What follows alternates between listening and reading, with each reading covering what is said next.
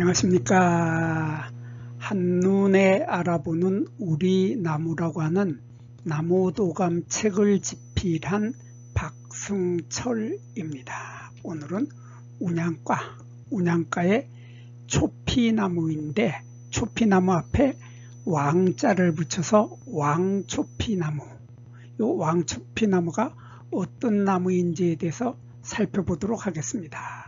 이 왕초피나무라고 하면 초피나무 앞에 왕자가 붙었으니까 잎의 크기도 크고 키도 크고 꽃차례도 크고 모든 게 좀 크다 하는 특징을 가지고 있는 것이 바로 초피나무 앞에 왕자를 붙인 거죠. 그래서 오늘은 이 왕초피나무가 초피나무나 산초나무하고 어떤 차이점이 있는지에 대해서 살펴보도록 하겠습니다. 먼저 이 초피나무 앞에 왕자를 붙였기 때문에 모든 게 크다는 뜻을 포함하고 있다고 합니다. 그래서 왕초피나무의 키를 보면은 키가 최고 4m까지도 자란다. 4m까지도 자라는 것이 바로 초피나무 앞에 왕자를 붙인 겁니다. 거기에 비해서 이 초피나무, 왕자를 빼버린 초피나무는 보면 키가 최고 3m까지 자란다. 그래서 한 1m 정도 적게 자라죠. 그래서 1m 정도 크다고 해서 왕자를 붙여주는 게 좀 웃기기는 하지만은 그래도 왕초피나무는 4m까지 자라는 데 비해서 이 초피나무는 3m까지 밖에 자라지 못한다. 초피나무는 3m까지 밖에 자라지 못하고, 거기에 비해서 또 이 산초나무는 우리 주변에 아주 흔하게 자라는데 이것도 3m까지 밖에 자라지 못한다. 그래서 산초나무나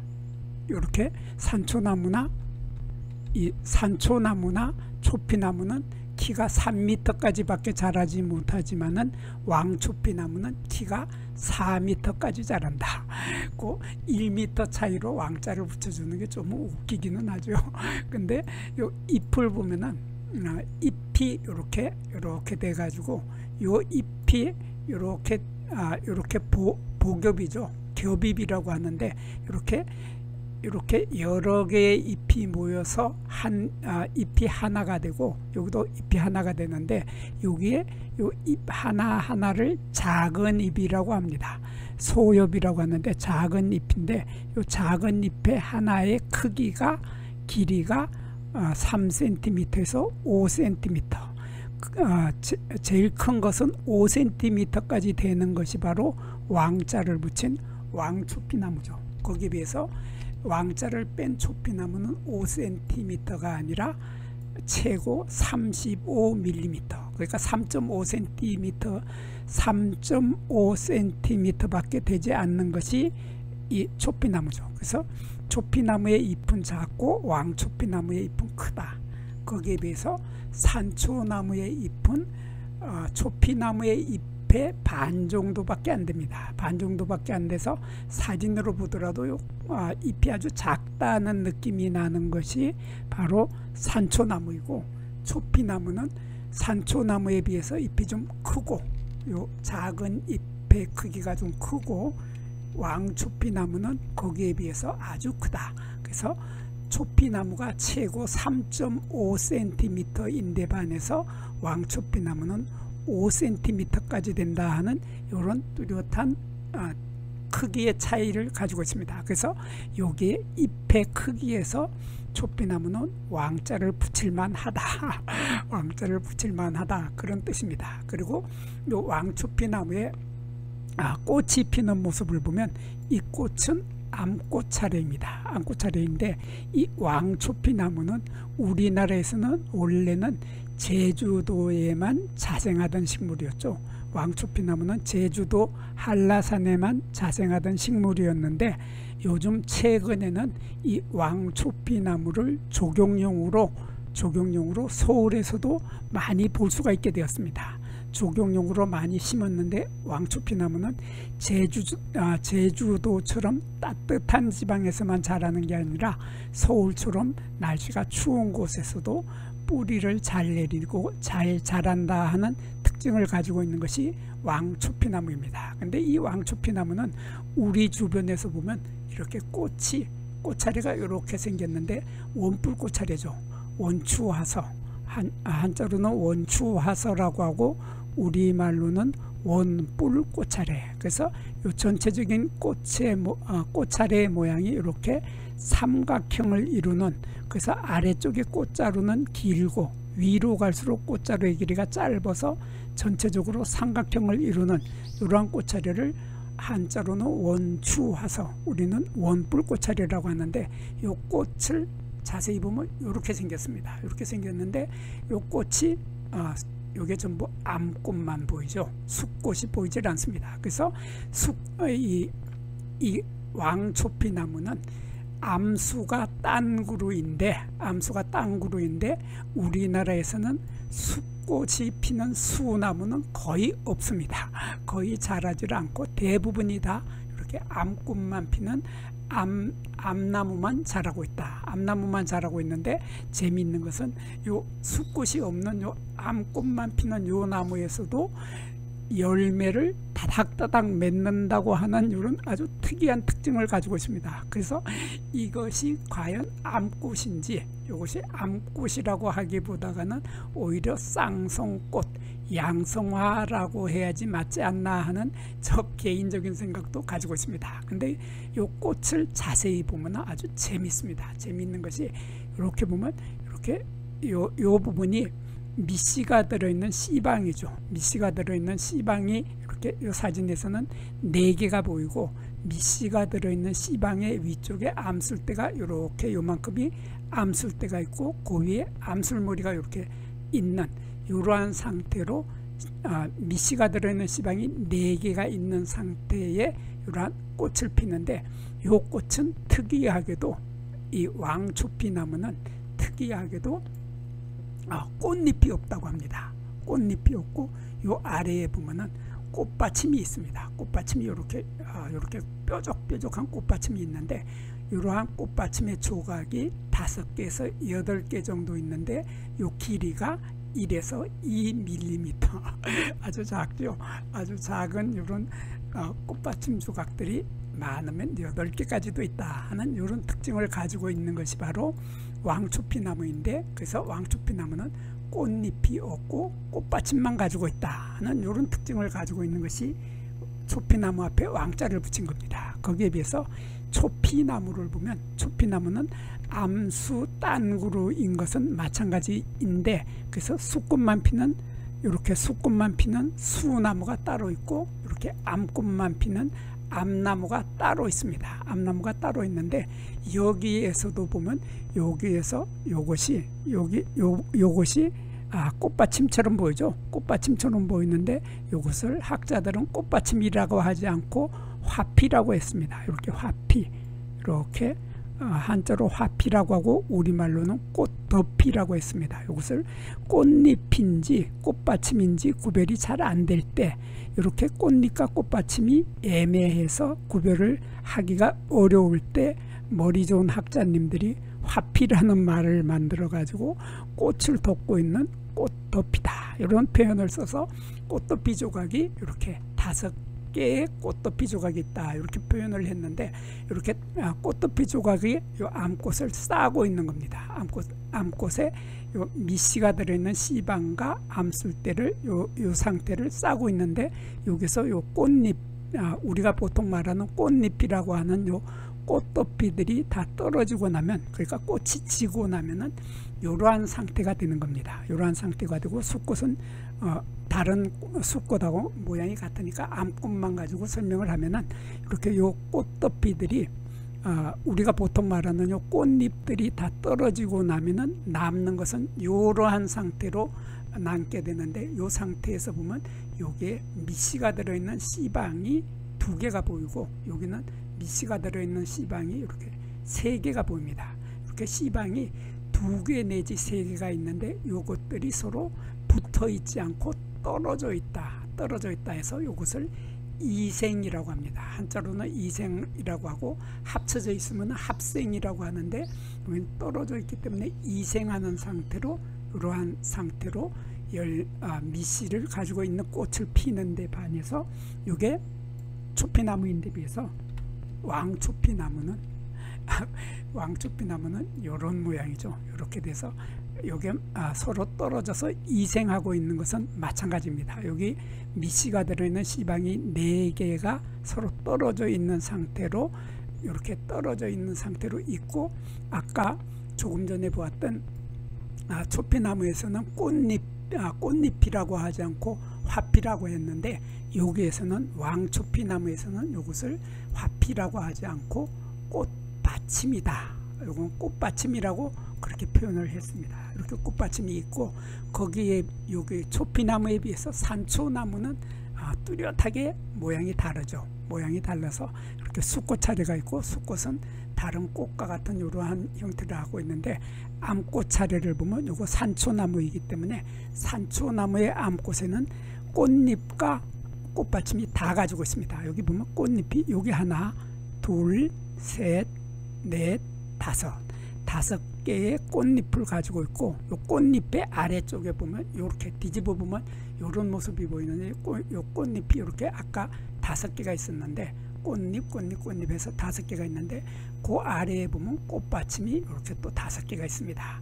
꽃받침과 꽃잎을 모두 가지고 있는 것이 산초나무인데, 초피나무는 꽃받침과 꽃잎이 초피나무는 꽃받침과 꽃잎이 구별이 잘 안 되기 때문에 화피라는 말을 써서 꽃도피라고 하고, 꽃도피를 가지고 있는 것이 초피나무인데, 여기에 비해서 왕초피나무는 아예 꽃잎 자체가 없고 이것을 다 꽃받침이라고 한다 하는 이러한 차이점을 가지고 있습니다. 그리고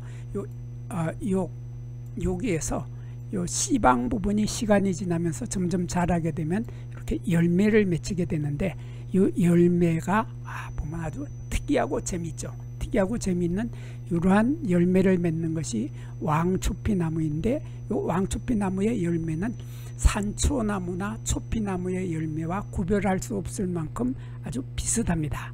비슷한데, 여기에 보면은 요 열매는 이렇게 빨간색으로 익어가서 나중에 이런 색으로 변해서 열매가 다 익게 되면 이렇게 두 갈래로 갈라지죠. 이렇게 양쪽으로 갈라지면서 요 열매 껍질이 갈라진다. 그래서 열매 껍질, 과피라고 하는 열매 껍질이 갈라지면서 그 속에 이러한 씨앗이 이렇게 드러나게 되는데, 자세히 보면 여기에 무슨 실 같은 것이 이렇게 매달려 있죠.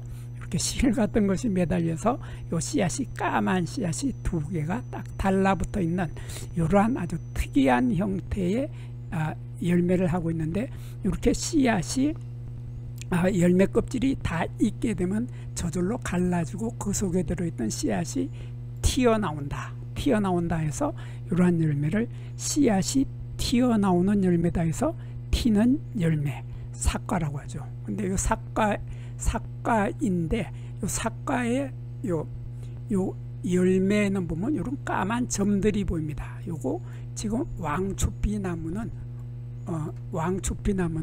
바로 운향가식물이죠. 운향가식물이기 때문에 운향가식물의 대표적인 것이 바로 귤입니다.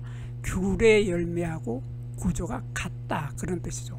근데 귤의 열매 껍질처럼 여기에도 열매 껍질에 이렇게 까만 점들이 보이는데, 이러한 까만 점들을 우리들은 한자로 선점이라고 하고 우리말로는 샘점이라고 합니다. 요 선이라고 하는 것은 샘이라는 뜻이고, 샘이라는 것은 우물에서 물이 퐁퐁퐁퐁 솟아 올라오는 것을 우리들은 샘이라고 하죠. 옹달샘 할 때 바로 그 샘자입니다. 그래서 이 까만 점 속에는 액체가 들어있는데, 향기가 많이 들어있는, 독특한 향기가 들어있는 액체를 이 속에 포함을 하고 있다, 그런 뜻입니다.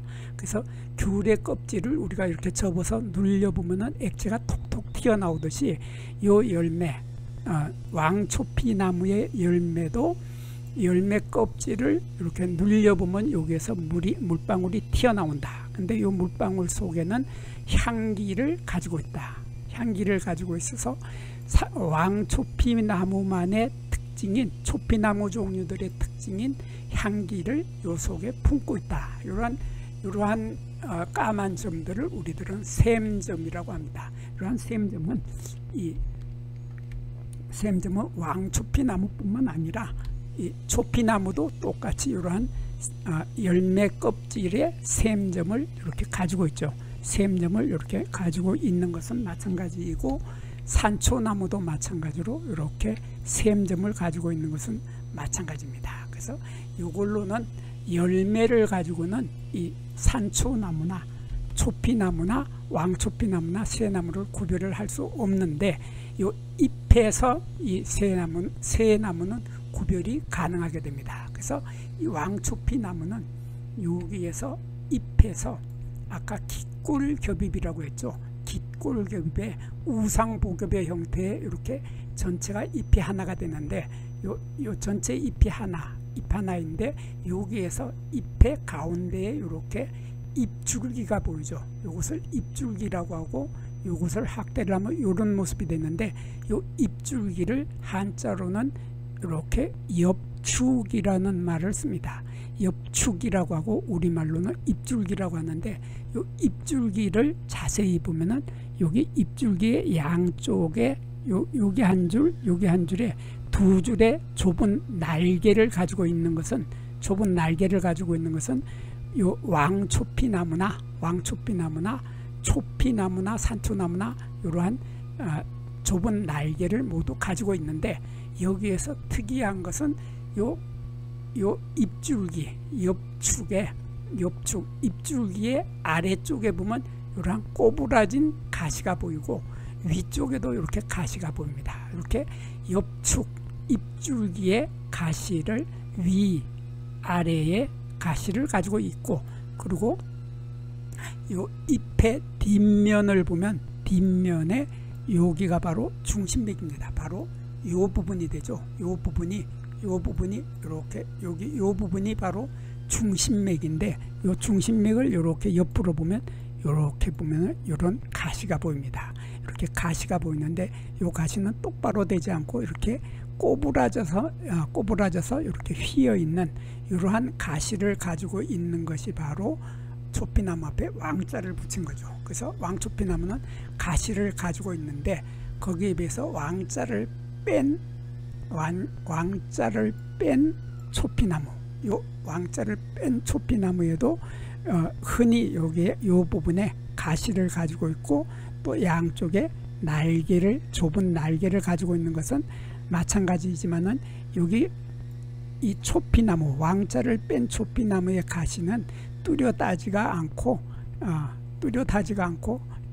아주 가늘고 자라서 잘 보이지 않는다 하는 이런 특징을 가지고 있는 것이 초피나무이고, 또 산초나무는 보면은 그러한 요 가시가 아주 작고 이렇게 꼬부라진 가시를 가지고 있고, 좁은 날개도 가지고 있다. 요게 보면 이렇게 날개가 보이는데, 좁은 날개를 가지고 있는 것은 마찬가지입니다. 그리고 이 산초나무의 가시는, 산초나무의 줄기에 있는 가시는 보면은 이렇게 어긋나게 달리죠. 마주 달리지 않고 어긋나게 달린다. 어긋나게 달린다 해서 한자로는 호생한다고 하는데, 이런 호생하는 가시가 시간이 지나게 되면 이 압정처럼 이렇게 변한다. 이렇게 압정처럼 변하면서 가시는 마주 달리지 않고 이렇게 어긋나게 달린다 하는 이런 특징을 가지고 있는 것이 산초나무인데, 거기에 비해서 초피나무는 그 가시가 마주 달리죠. 마주 달려서 대생한다. 이렇게 해서 요 빨간색의 요 가시가 대생을 하는데, 요 밑에 부분이 이렇게 약간 넓어졌습니다. 조금 전에 보았던 산초나무에 비해서 초피나무는 여기가 약간 넓어지고 길게 뾰족하고 날카로운 가시로 되어 있는 것이 바로 요 초피나무죠. 초피나무인데, 거기에 비해서 왕초피나무는 그 아래 가시의 아래쪽 부분이 이렇게 대생하는 거, 마주 달리는 것은 조금 전에 보았던 산초나무하고 초피나무하고, 죄송합니다, 산초 아니고 초피나무처럼 대생하고 마주 달리는 것은 마찬가지지만 요 아랫부분이 상당히 넓다.